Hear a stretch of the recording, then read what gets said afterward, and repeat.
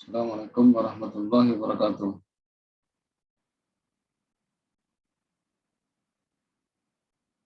Dalam pertemuan kali ini, saya akan mempresentasikan mengenai komunikasi dalam organisasi. Sebelumnya, perkenalkan dulu, nama saya Wahyu Nugroho dari Universitas Pancasakti Bekasi, program studi pendidikan ekonomi. Baik, kita mulai. Yang pertama, pengertian komunikasi. Menurut James A.F. Stoner, komunikasi adalah suatu proses pada seseorang yang berusaha untuk memberikan pengertian dan informasi dengan cara menyampaikan pesan kepada orang lain. Menurut Profesor Dr. Andes A.W. Wijaya, komunikasi adalah hubungan kontak antar dan antara individu maupun kelompok. Komunikasi melalui lisan, tulisan, perilaku, dan gambar.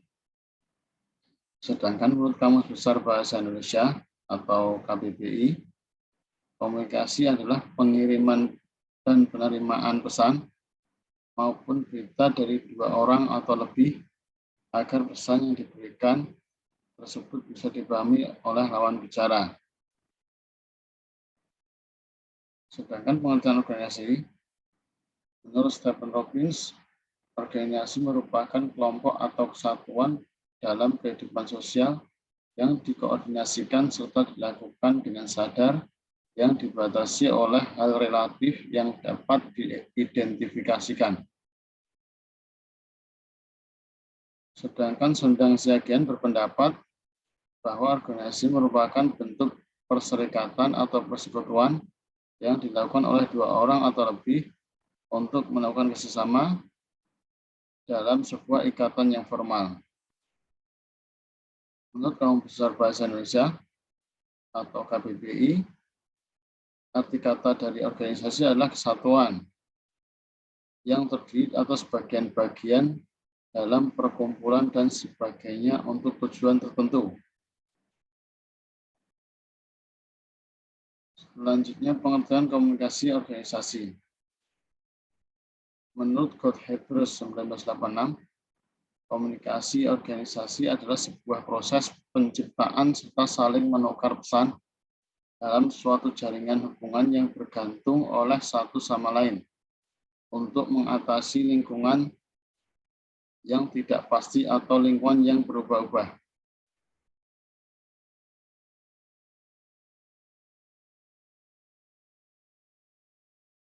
Lingkungan organisasi. Lingkungan organisasi adalah segala aktivitas atau komponen yang mempengaruhi input, output, eksistensi, pendapatan, dan keberlangsungan organisasi, baik pengaruh dari dalam organisasi, internal, ataupun pengaruh dari luar organisasi atau eksternal. Seringkali faktor ini menjadi hambatan bagi proses kelanjutan sebuah organisasi. Faktor internal dan eksternal yang dimaksud tergantung dari tujuan bidang organisasi itu sendiri. Misalkan yang bergerak dalam organisasi sebuah perusahaan, maka faktor internal adalah dari sumber daya manusia sendiri, budaya di dalamnya, dan lain-lain. Sedangkan untuk faktor eksternalnya bisa dari vendor, tenaga kerja bantu, atau dari pemasok bahan baku.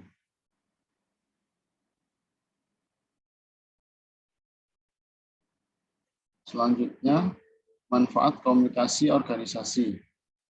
Yang pertama, dapat memahami posisi kita dalam organisasi atau kelompok tersebut. Yang kedua, dapat memperkuat hubungan antar anggota dan pimpinan organisasi. Yang ketiga, mempermudah tercapainya tujuan organisasi. Yang keempat, mengetahui teori komunikasi organisasi dapat membuat seseorang individu menyesuaikan diri serta menempatkan diri dengan baik dalam organisasi atau kelompok tersebut. Yang kelima, mengetahui tugas seorang pemimpin dan anggota dalam suatu organisasi.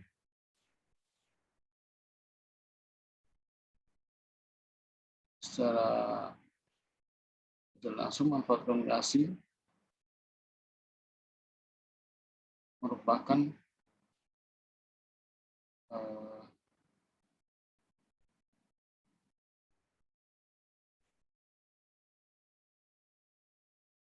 proses yang berjalan atau komunikasi yang dilakukan dalam sebuah organisasi untuk saling memahami satu antara lain individu yang berhubungan dengan tujuan organisasi atau tujuan sebuah perusahaan.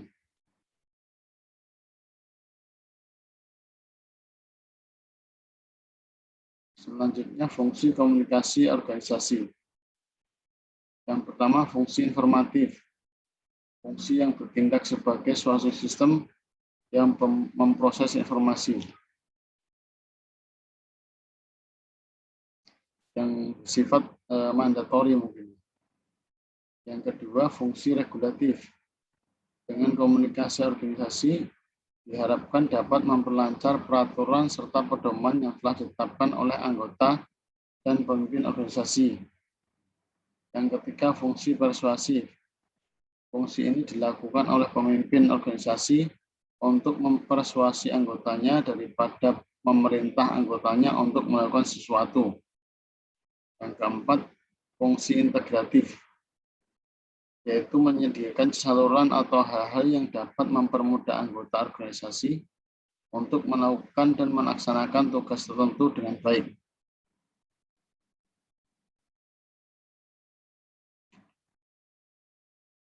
Dari pemaparan yang sudah saya sampaikan, dapat diambil kesimpulan, organisasi merupakan perkumpulan antara dua orang atau lebih dalam suatu kelompok khusus yang dibentuk untuk mencapai tujuan yang sudah ditetapkan bersama dengan cara bekerja sama. Adanya komunikasi organisasi digunakan untuk mempermudah proses yang berjalan dalam mencapai tujuan bersama tersebut, di mana seringkali menemui hambatan baik dari sisi internal maupun eksternal organisasi itu sendiri.